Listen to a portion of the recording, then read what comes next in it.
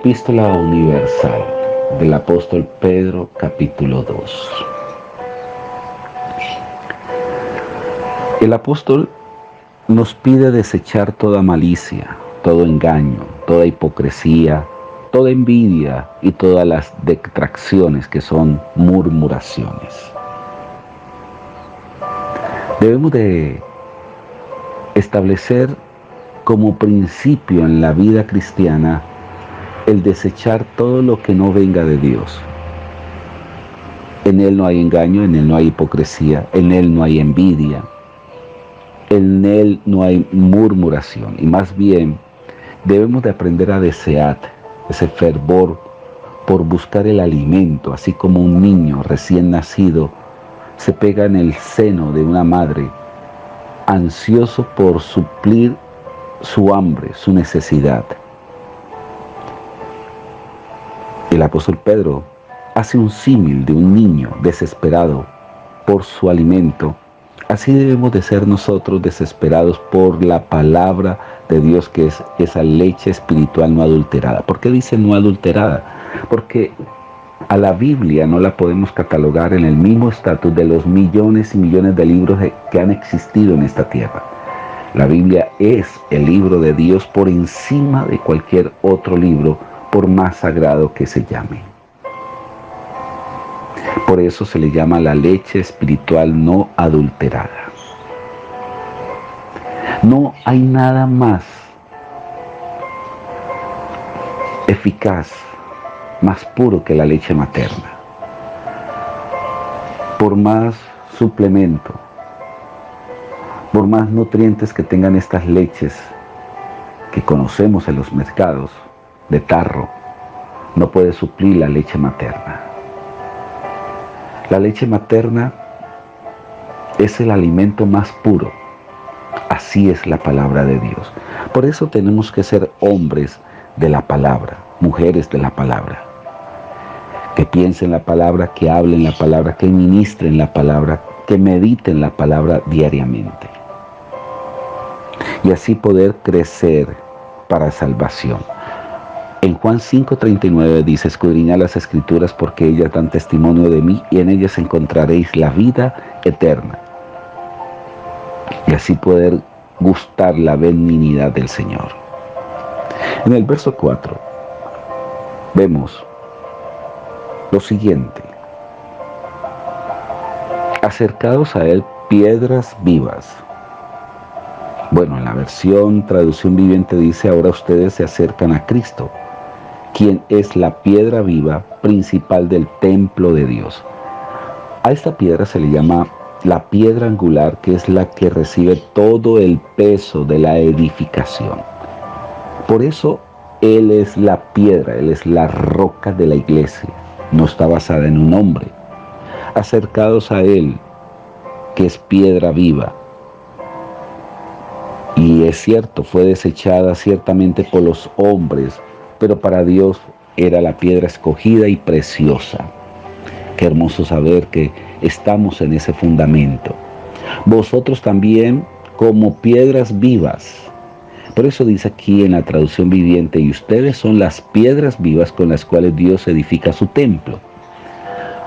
Para que usted tenga conocimiento, el único templo aceptado por Dios era el templo que hizo Salomón. Inicialmente fueron tiendas movibles, como la que levantó Moisés, que levantó David, pero no había un templo fijo, físico. Dios le da la orden a Moisés que prepare a su hijo Salomón, y él edificará un templo magnífico por excelencia. Ese templo iba a tener una representación simbólica, cada creyente, porque la Biblia dice que nosotros seremos morada del Espíritu Santo. Dios acepta ese templo físico. Lo curioso y especial es que las piedras que fueron material para hacer ese templo, se les colocó un nombre propio. Cada piedra del templo tenía un nombre específico. Pero la Biblia dice, como Jesús lo estipula, No quedará piedra sobre piedra, esas piedras muertas, inertes, porque eso representaba la ley, en el hombre, muerte, condenación, tuvo que ser quitada. Y ese templo Dios lo hizo casi que desaparecer, quedando el día de hoy lo que llamamos comúnmente el muro de los lamentos. Ese templo hasta el día de hoy no se ha podido edificar. ¿Por qué no se ha edificado? No porque los judíos no tengan dinero. Primeramente porque tiene que ser un lugar específico que está ocupado por los musulmanes.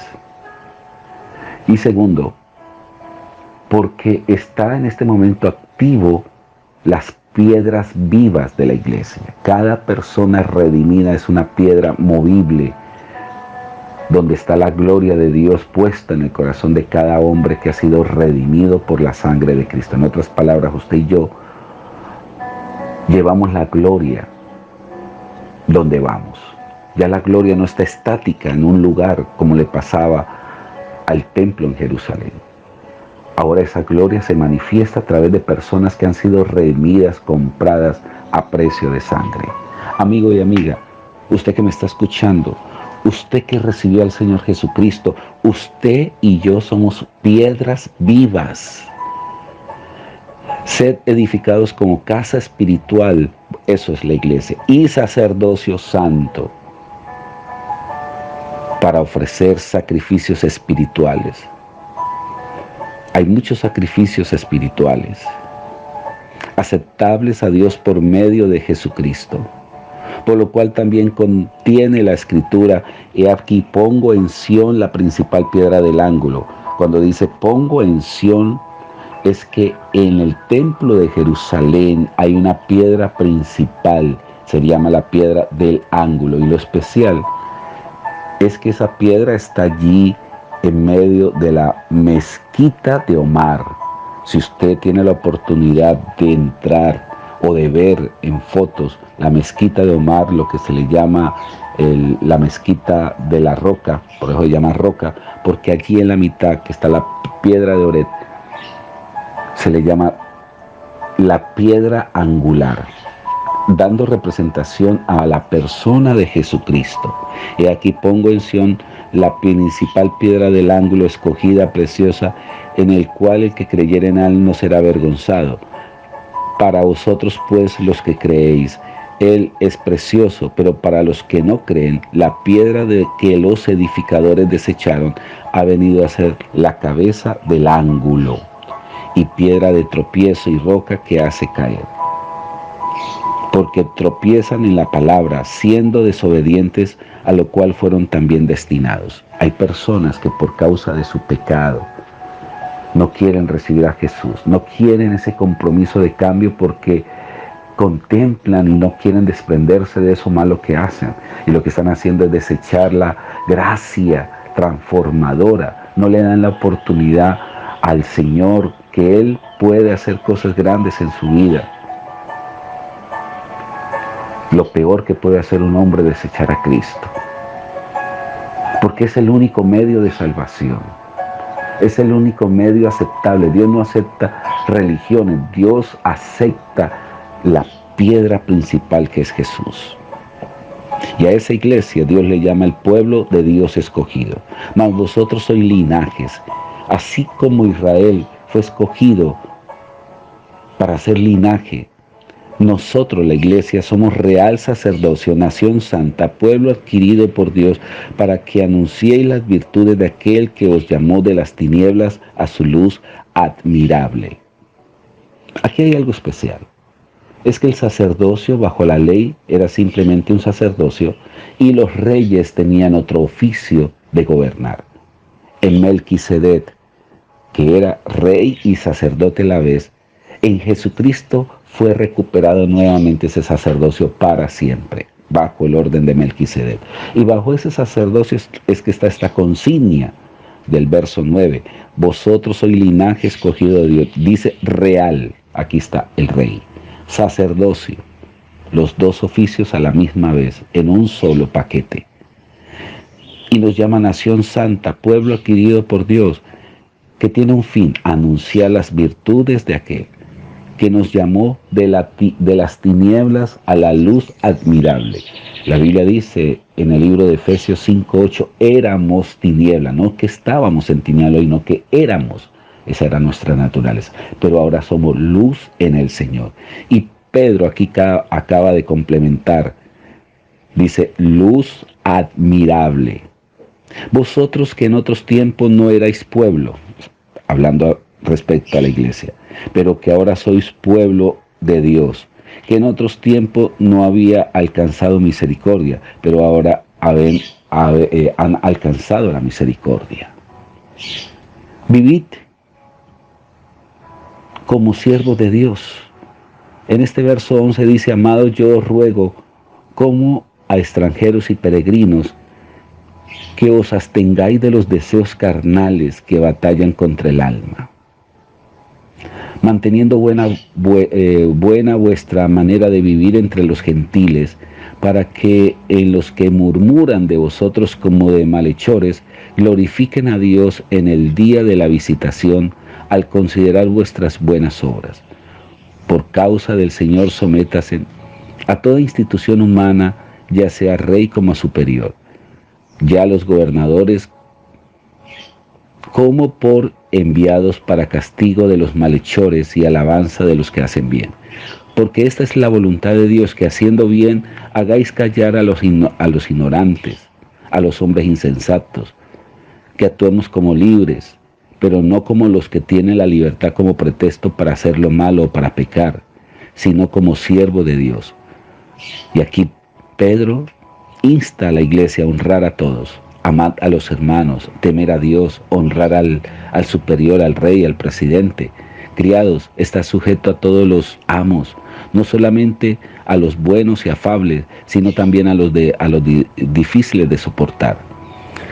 Porque esto merece aprobación si alguno, a causa de la conciencia, delante de Dios sufre molestias padeciendo injustamente. Pues qué gloria es si pecando sois abofeteados y lo soportáis. Mas si haciendo lo bueno sufrís y lo soportáis, esto ciertamente es aprobado delante de Dios. Pues para esto fuisteis llamado, porque también Cristo padeció por nosotros, dejándonos ejemplo para que sigamos sus pisadas. Es decir, que Jesús dejó unas pisadas aquí en la tierra, y usted y yo tenemos que poner la planta de nuestros pies en cada pisada para no irnos a equivocar. Dios trazó un camino en esta tierra de bendición, por eso Él es el autor y consumador. Él terminó exitosamente, y usted y yo debemos de seguir esas pisadas. El cual dice que el cual no hizo pecado, ni se halló engaño en su boca, quien cuando le maldecían no respondía con maldición, cuando padecía no amenazaba, sino encomendaba la causa al que juzga justamente, quien llevó él mismo nuestros pecados en su cuerpo sobre el madero, para que nosotros, estando muertos en los pecados, vivamos a la justicia, y por cuyas heridas fuiste sanados, como dice Isaías 53:5. Porque nosotros éramos como ovejas descarriadas, pero ahora habéis vuelto al pastor y obispo de nuestras almas. Qué hermoso texto. Estaremos profundizando mayormente en el capítulo 3 todos estos misterios que esta carta nos proporciona. Amigo y amiga, que tengan todos un excelente día. Mil y mil bendiciones.